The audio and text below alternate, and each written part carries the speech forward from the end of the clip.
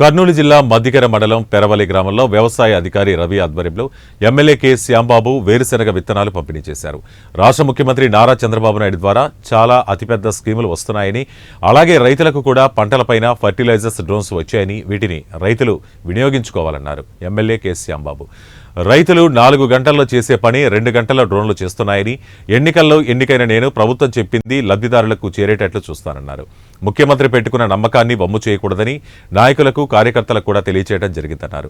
అనంతరం 11వ అంతర్జాతీయ యోగా దినోత్సవంలో ఈ శిక్షణ ర్యాలీలో ఎమ్మెల్యే పాల్గొన్నారు. ఈ కార్యక్రమంలో వ్యవసాయ అధికారి రవి, భోజరాజు ఇంద్రజ, పెరవలి గ్రామ పంచాయతీ సెక్రటరీ సుధాకర్, పారా విశ్వనాథ్, పురుషోత్తం తదితరులు పాల్గొన్నారు.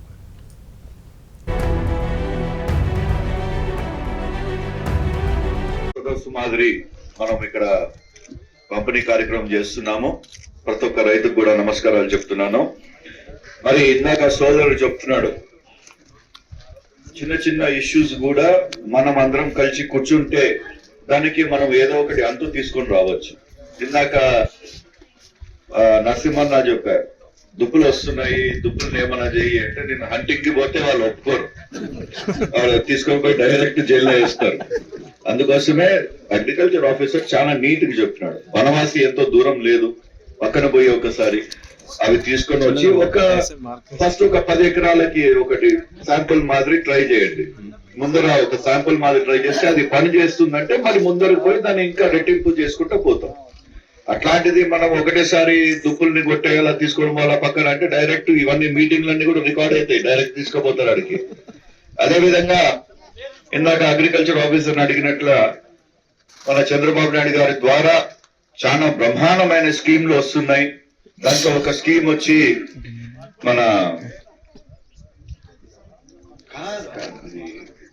డ్రోన్ ఫర్టిలైజర్ డ్రోన్, దానికి ఇందాక అడిగాను ఎంతమంది తీసుకున్నారు మన బతికర మండలంలో అంటే ఒక బ్యాచ్ తీసుకుపోయిందంట.